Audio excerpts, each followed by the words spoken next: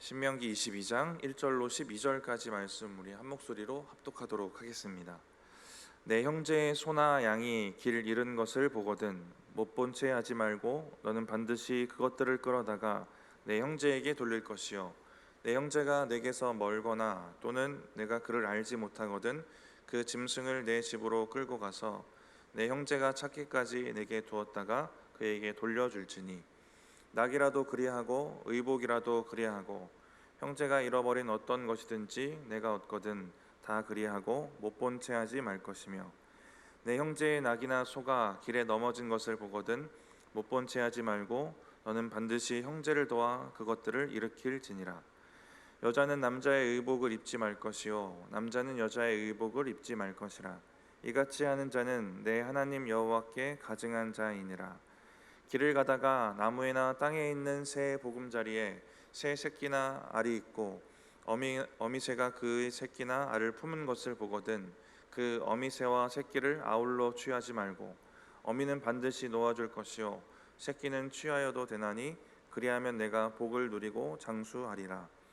내가 새 집을 지을 때에 지붕에 난간을 만들어 사람이 떨어지지 않게 하라. 그 피가 내 집에 돌아갈까 하노라. 내 포도원에 두 종자를 섞어 뿌리지 말라. 그리하면 내가 뿌린 씨의 열매와 포도원의 소산을 다 빼앗길까 하노라. 너는 소와 나귀를 결의하여 갈지 말며 양털과 배실로 섞어 짠 것을 입지 말지니라. 너희는 너희가 입는 겉옷에 내 귀에 술을 만들지니라. 아멘. 오늘 본문은 제목처럼 여러 가지 규례가 등장하는데요. 먼저는 형제와 이웃을 사랑하는 것에 대한 구체적인 명령이 하나 등장합니다. 예수 믿는 사람이 이웃을 사랑하고 형제를 사랑한다는 것은 누구든지 존중받고 사랑받아야 된다는 이 박애주의 정도가 아닌 것입니다. 예수를 믿어서 형제와 이웃을 사랑하는 것은 우리 가운데 하나님을 향한 분명한 믿음이 있어야 가능한 일입니다. 우리가 그래서 그 믿음이 있는 상태에서 형제 사랑을 실천해 갈 때에 이 순종이 지속성이 있고 초월성이 생깁니다. 또 한 가지 생기는 것은 적극성과 구체성인 것 같아요. 그래서 오늘 본문을 보면 뭐 이런 얘기까지 이렇게 세밀하게 명령하실까 하는 생각도 드는데 그러한 세밀하고 어찌 보면 사소한 영역까지도 우리가 우리 안에 있는 신앙으로 이 형제 사랑을 실천해 갈 때에 그 사소한 영역도 우리가 순종해 갈 수 있는 것입니다.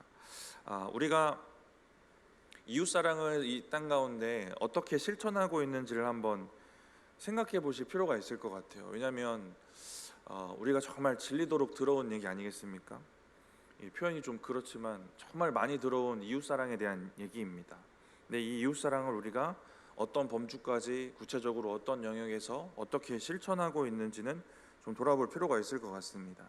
이 땅을 살아가는 세상 사람들이 가진 사상 중에 이런 생각들이 있잖아요. 남에게 피해만 안 주면 된다라는 생각이 있습니다.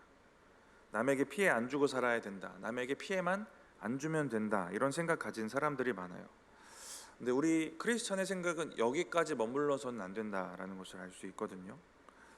우리가 이웃 사랑에 대한 부분을 우리 자신에게 적용할 때 내가 이웃에게 피해 안 주면 되지 정도로 해석해서는 안 되는 것입니다. 뭔가 더 적극적이고 더 구체적이고 또 세밀한 순종이 필요합니다. 그래서 피해 안 준다 정도가 아니라 희생하고 섬기고 도와주는 영역까지도 우리가 좀 돌아봐야 하는 것입니다.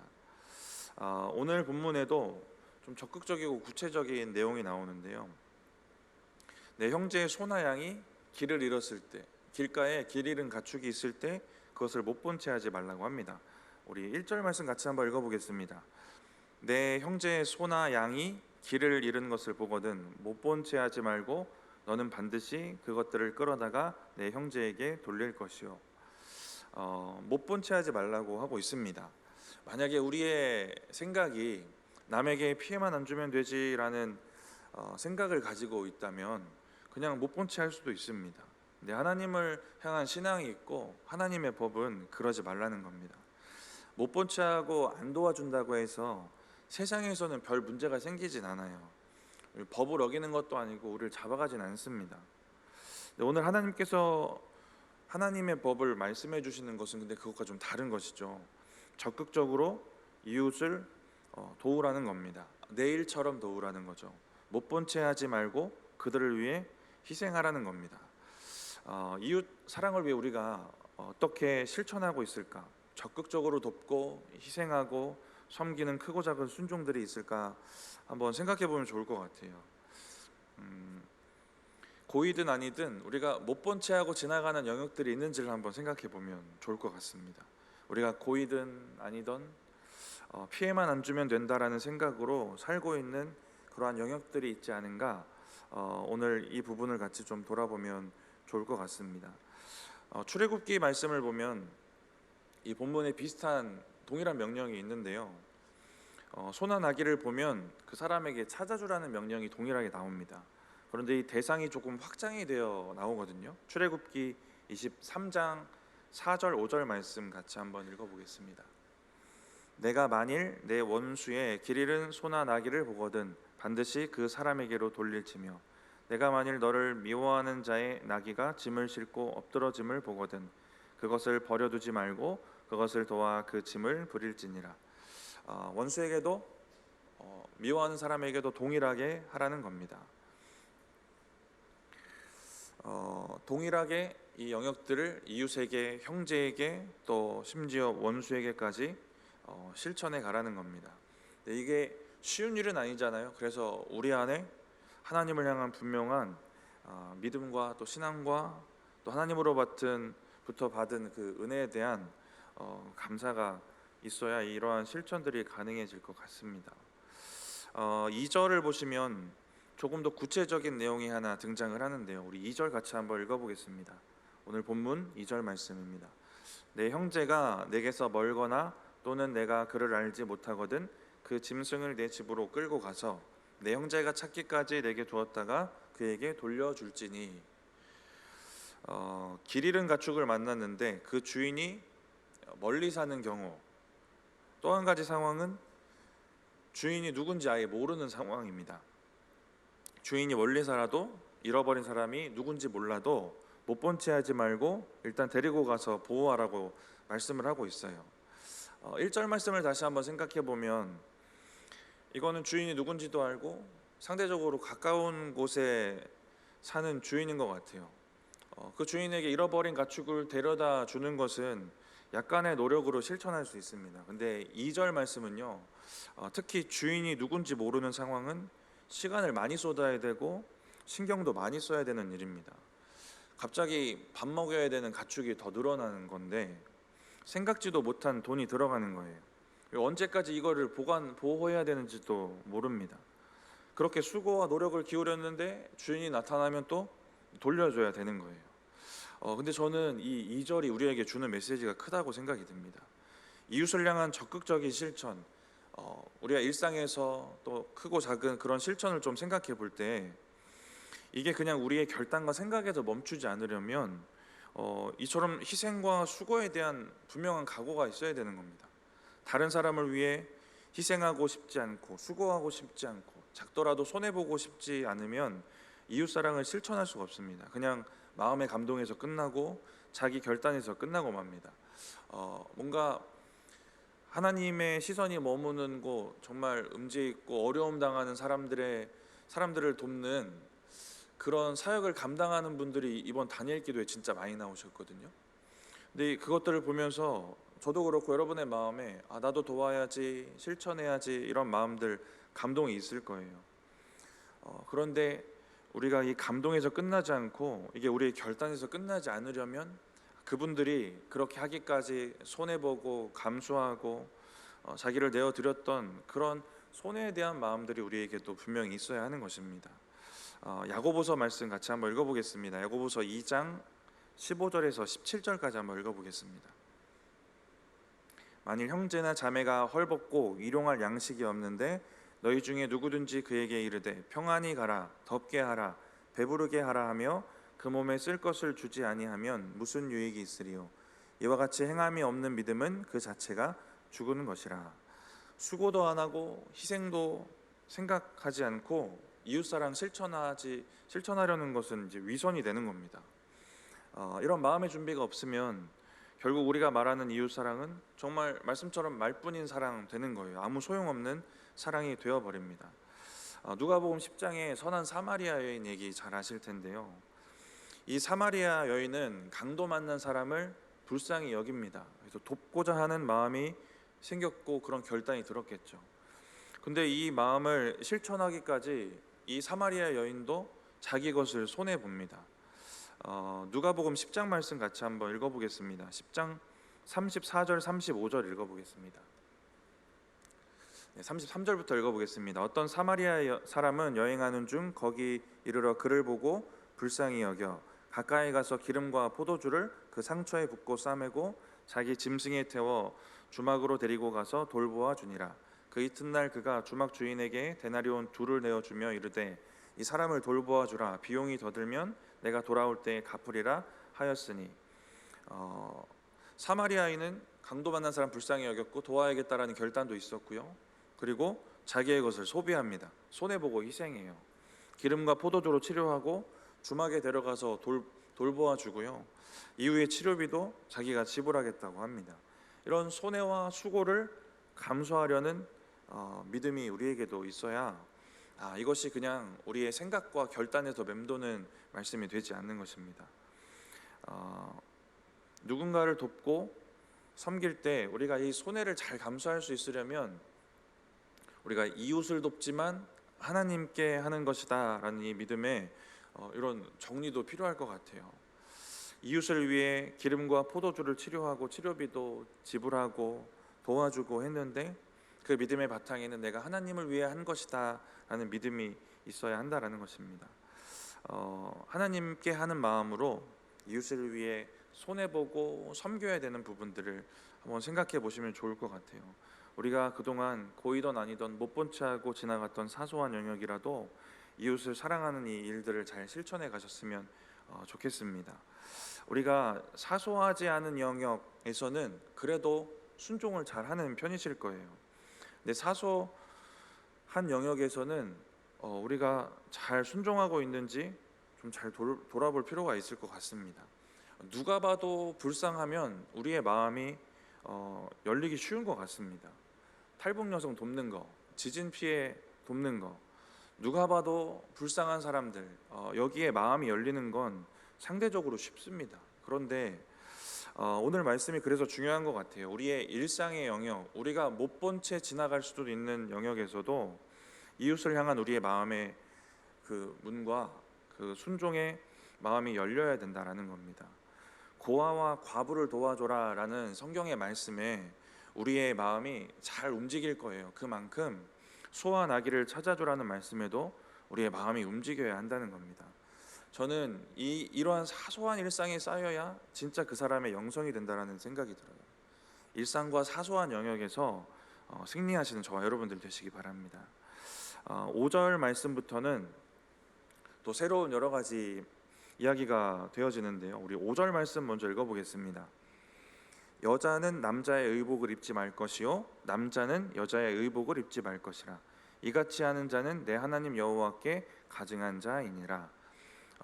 여자는 남자의 의복을 입지 말라고 하는데요. 여기서 남자의 의복, 이 의복이라는 단어를 보니까 그냥 단순히 옷만 의미하는 것이 아니라 남자가 사용하는 무기, 장신구, 가죽 장식, 남성이 사용하는 용품들 전체를 아우르는 말이더라고요.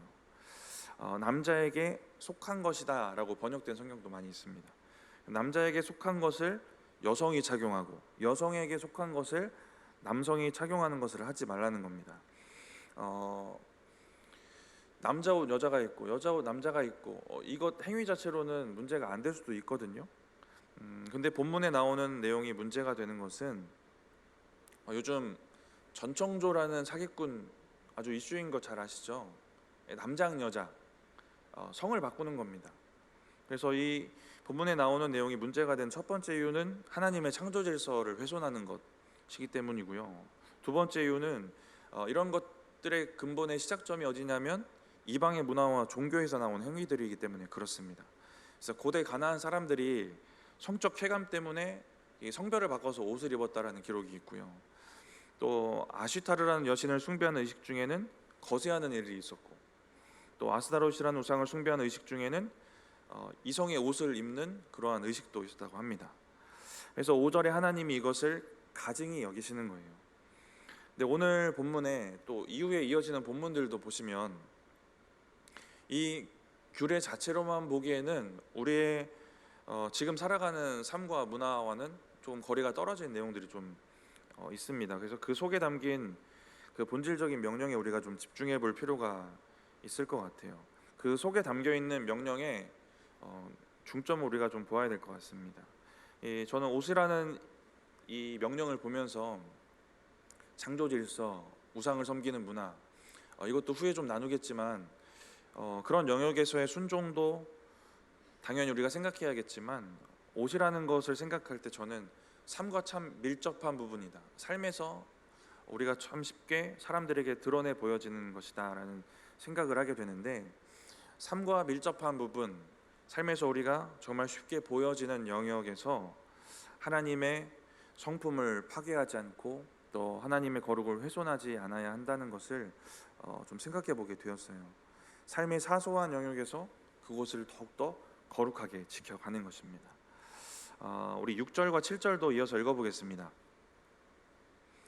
길을 가다가 나무에나 땅에 있는 새의 보금자리에 새 새끼나 알이 있고 그 어미새가 그의 새끼나 알을 품는 것을 보거든 그 어미새와 새끼를 아울러 취하지 말고 어미는 반드시 놓아줄 것이요 새끼는 취하여도 되나니 그리하면 내가 복을 누리고 장수하리라.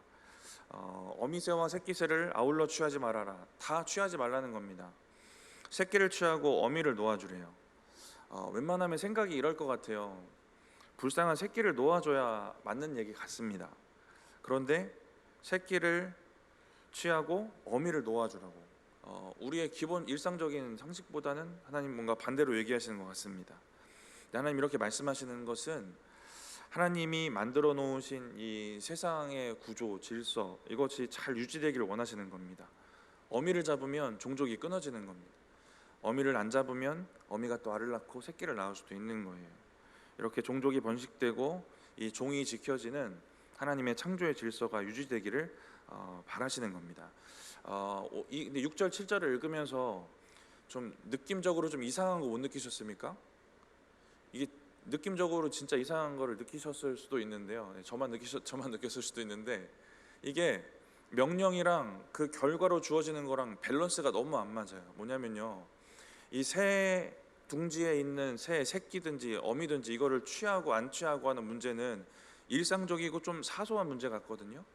그런데 그 뒤에 주는 거는 밸런스가 안 맞게 너무 거대한 걸 주신대요. 복과 장수를 주신대요. 좀 이상하지 않습니까? 우리가 순종해야 되는 일보다 하나님이 약속하시는 것이 너무 커 보여요.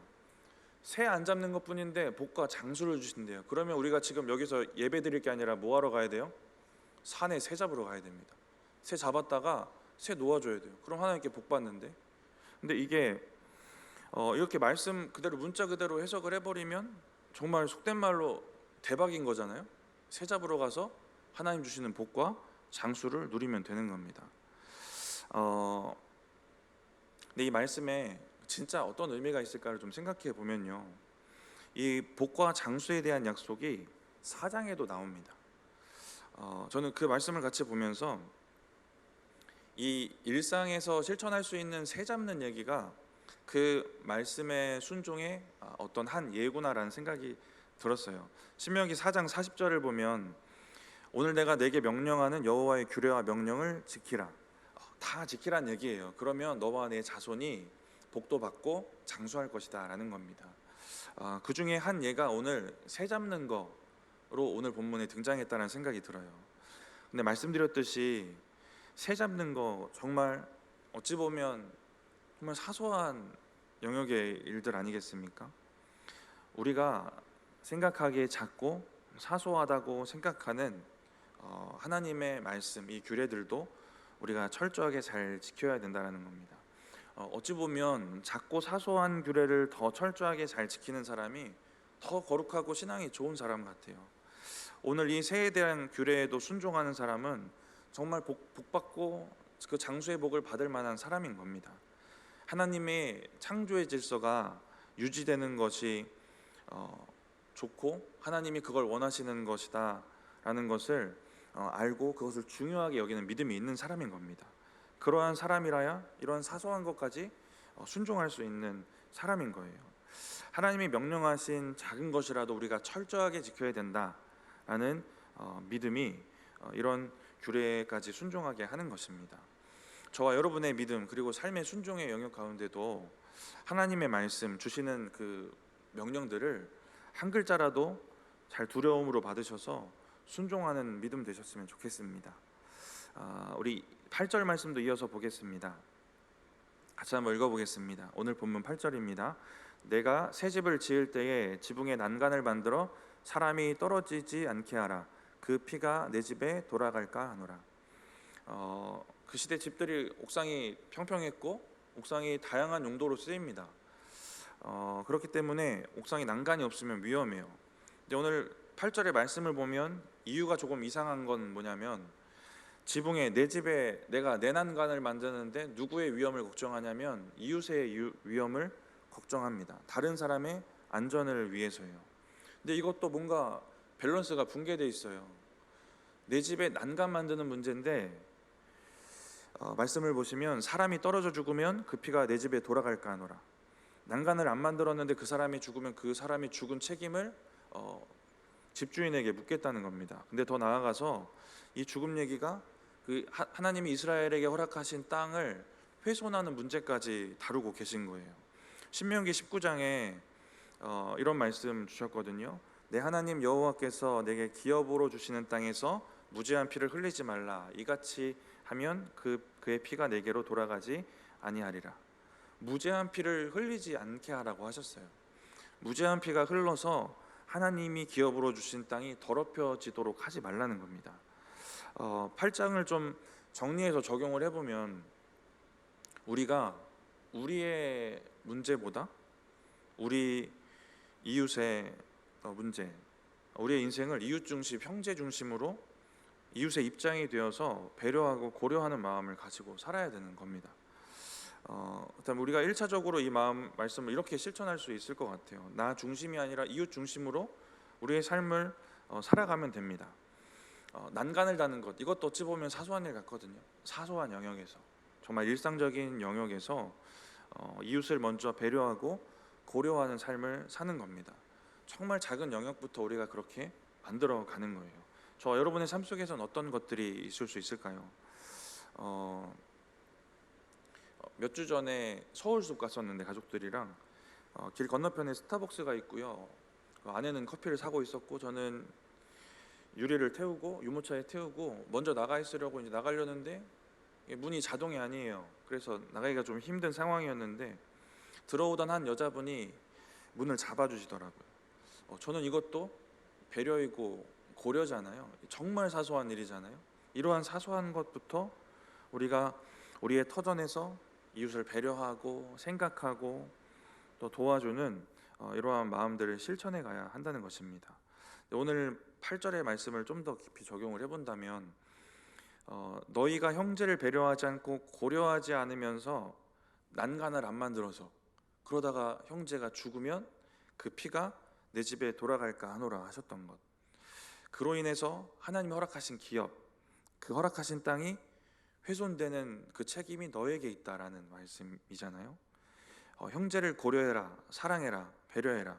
그러니까 이것은 단순히 박애주의적인 것, 도덕적인 실천을 요구하시는 것 아니고 우리가 이렇게 사소한 영역이지만 순종하면서 살아가는 것이 하나님이 저와 여러분에게 주신 삶의 영역들, 그 터전들, 그리고 우리에게 허락하신 이 거룩들을 더 정결하게 지켜가는 일이 된다는 겁니다.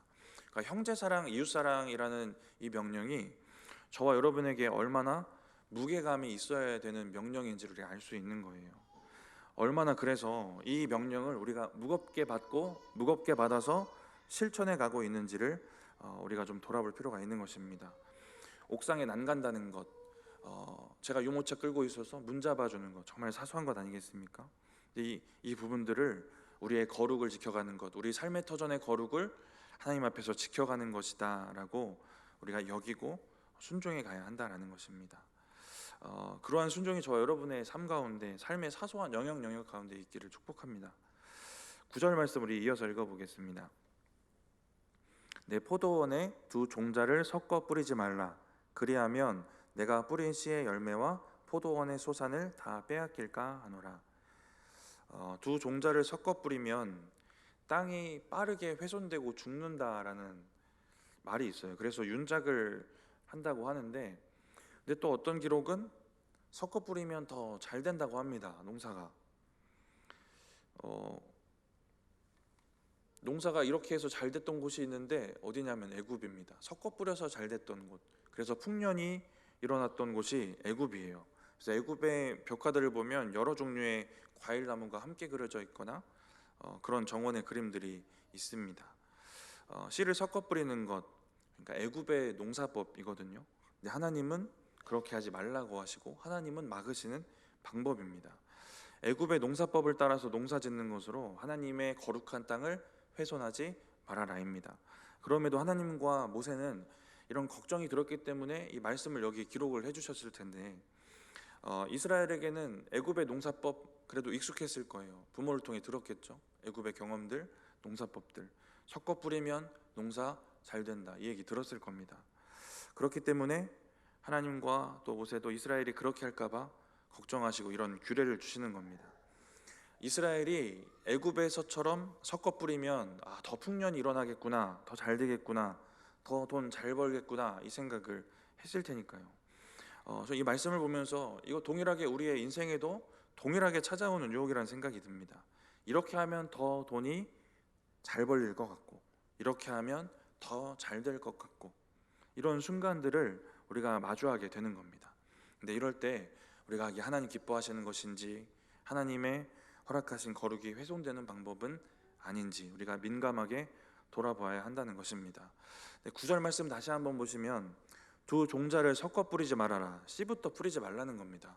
그러니까 잘 될 것 같고 돈 더 잘 벌릴 것 같고 더 잘 될 것 같은 이런 결과가 예상이 되더라도 하나님 주신 말씀과 하나님의 성품에 걸림이 되면 아예 씨조차 뿌리지 않는 겁니다. 시작조차 하지 말라는 겁니다. 이런 말씀 우리에게 주고 있는데요, 11절까지 비슷한 말씀들이 이어집니다. 섞고 혼합되는 것에 대해서 하지 말라고 말씀하세요. 그렇게 하나님의 거룩을 지키고 하나님이 만들어 놓으신 구조를 변질시키거나 훼손하지 말라고 말씀을 하십니다. 9절도 우리가 읽었지만 내가 먹고 사는 문제, 더 잘 먹고 잘 사는 것에 대해서 그런 문제 앞에서도 이 명령을 잘 지켜가라고 말씀을 하시는 겁니다. 그런 문제 앞에서도 내가 살아가는 삶의 터전, 내 안에 있는 거룩이 잘 지켜지는지, 하나님 허락하신 거룩이 훼손되고 있지는 않는지를 먼저 생각하라는 겁니다.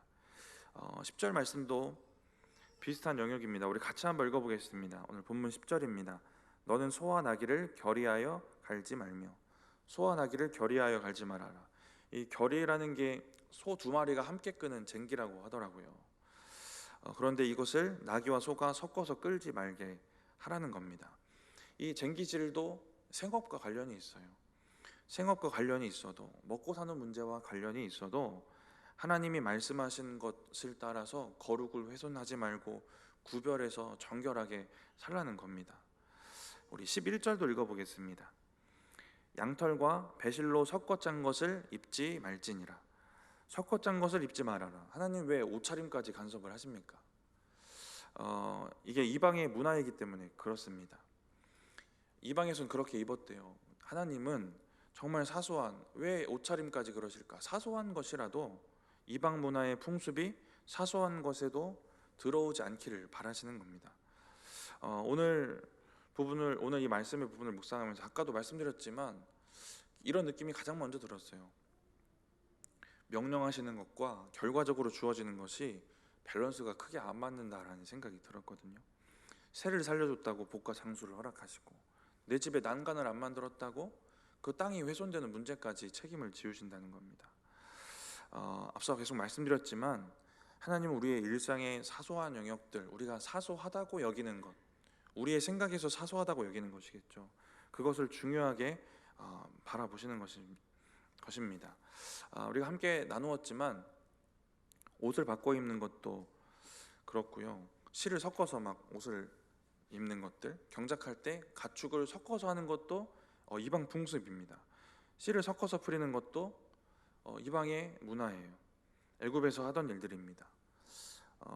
그런 문화의 영향을 받은 사소한 영역들을 잘 지켜가라는 건데요. 자, 이런 생각이 들었어요. 우리가 대놓고 우상을 섬기진 않을 것 같아요. 그렇죠? 대놓고 어제 막 굿하고 오신 분 없잖아요, 그죠? 네, 이 분위기는 누군가 하신 분위기인데, 네, 우리가 대놓고 죄는 안 짓습니다, 그렇죠? 그런데 삶의 디테일한 영역들을 우리가 진짜 한번 생각해 보면요, 놓치는 부분이 있을 것 같다는 생각이 들었어요. 저는 오늘 본문을 묵상하면서 우리가 큰 죄는 안 지어도요, 대놓고 드러나는 죄는 안 지어도 우리가 뭐 전보러 다니진 않잖아요, 그렇죠? 대답을 잘하셔야 제가 오해를 안 합니다. 네. 그런데 삶에 사소하다고 내가 생각하는 그 영역에서는 우상의 영향받고 세상의 영향을 받은 그러한 영역들이 그냥 그대로 있는지 우리가 이것을 좀 돌아보자라는 겁니다. 하나님이 오늘 거기에서의 거룩을 말씀하고 계시니까요. 거기에서의 거룩을 지키는 것이 진짜 거룩이고 좋은 거룩이고 그것이 너희의 순종의 영역이다라고 말씀을 하십니다. 사소하더라도 이러한 영역들을 하나님 앞에서 잘 갖고 가시는 저와 여러분들 되셨으면 좋겠습니다. 오늘 마지막 12절 같이 한번 읽어보겠습니다. 너희는 너희가 입은 겉옷에 내 귀에 술을 만들지니라. 민수기에 이 술에 대한 얘기가 나오거든요. 거기 보면 이걸 왜 달라고 하는지가 나옵니다. 우리 민수기 15장 39절 말씀 같이 한번 읽어보겠습니다. 민수기 15장 39절 말씀입니다. 네, 제가 읽겠습니다. 이 술은 너희가 보고 여호와의 모든 계명을 기억하여 준행하고 너희를 방종하게 하는 자신의 마음과 눈의 욕심을 따라 음행하지 않게 하기 위함이라. 술 장식을 보고 뭐 하는 거냐면요, 하나님의 말씀을 기억하는 겁니다. 매일 입는 옷에 말씀을 기억나게 하는 장식을 달아서 죄짓지 않고 말씀에 순종할 수 있도록 하시는 겁니다. 뭔가 왜 이렇게 또 디테일한 것까지 간섭을 하시나 생각할 수도 있는데 너무 좋은 우리에 대한 배려인 겁니다. 우리가 매일 입는 옷에 말씀을 기억할 수 있는 것을 달고 다닐 수 있도록 해주신 거예요. 그래서 옷에 술을 다는 것은 이스라엘의 입장에서는 말씀을 기억하는 도구가 되는 것이고요, 이 술을 바라보는 사람들에게는 이들이 구별된 사람이다라는 것을 드러내고 볼 수 있는 그러한 도구가 됩니다. 남들의 눈에는 이 사람이 하나님의 말씀을 기억하고 순종하면서 살려는 사람이구나, 순종하면서 살아야 되는 사람이구나 라는 것을 알게 하는 겁니다. 저와 여러분이 가진 옷단술이 무엇이 있을까요? 거리에 우리 권사님 두 분 걸어가면서 서로 권사님 하면서 얘기하잖아요. 그럼 그게 술이 되는 겁니다. 이제 우리가 예수 믿는 거 드러나는 거예요. 그러면 사람들이 기대하는 것만큼 우리가 말씀을 떠올리는 사람이구나, 말씀을 기억하는 사람이구나, 순종하는 사람이구나, 그것을 우리가 삶으로 보여주면 되는 겁니다. 저와 여러분이 가진 옷단술, 그 옷단술이 역할을 잘 하고 있는지를 우리가 잘 돌아봐야 하는 겁니다. 옷단에 술만 단다고 다 구별되고 순종하는 것 아니에요. 우리가 저도 목사지만 목사라는 직분이 있다고 다 목사답게 사는 거 아닐 수도 있는 겁니다. 신약 시대에도 바리새인들과 서기관들이 술을 달고 다녀요. 그런데 이 술 단 사람처럼 살지는 못합니다. 근데 말은 잘해요. 그래서 예수님이 뭐라고 하냐면요, 그들이 가르치는 말은 그대로 따라도 된다. 그 말씀은 말은 맞는 얘기니까. 근데 그들의 행실은 본받지 말아라 라고 얘기합니다. 그들이 말만 하고 행동은 안 하기 때문에 그렇습니다. 그리고 이어지는 말씀이 마태복음 23장 5절인데요 여기에 술 장식에 대한 얘기를 하십니다. 같이 한번 읽어보겠습니다. 그들의 모든 행위를 사람에게 보이고자 하나니 곧 그 경문띠를 넓게 하며 옷수를 길게 하고. 옷수를 길게 합니다. 잘 보이게. 서기관과 바리새인들이 옷수를 길게 했는데 그 이유가 뭐냐면 그 행위를 사람들에게 보이기 위해서였다라는 겁니다. 술을 왜 달라고 하셨냐면 아까 읽었던 말씀에 계명을 기억하고 준행하라고 하신 거예요. 그런데 옷술을 자기의 형식적이고 거짓되고 말뿐인 신앙을 드러내는 도구로만 사용을 하는 겁니다. 옷술은 달았지만 순종은 없었던 거예요. 거짓 순종만 있었고 능력이 없습니다. 경건해 보이는 척은 할 수 있지만 능력은 없는 것. 바울이 디모데전서 3장 5절에 했던 얘기처럼 경건의 모양은 있으나 능력은 부인하는 사람들인 것입니다. 경건의 모양이 있다는 것, 눈에 보인다는 거예요. 술은 보이는 겁니다. 그런데 능력은 없는 것입니다. 오늘 일상의 영역, 사소한 영역의 순종에 대해서 좀 생각을 해보는데요. 바리새인과 서기관들처럼 마치 그런 순종을 하는 사람인 것처럼 우리가 겉으로만 말로만 그럴 수도 있는 것이고요. 우리가 진짜 이 말씀에 세밀하게 우리가 순종하며 살아갈 수도 있는 것입니다.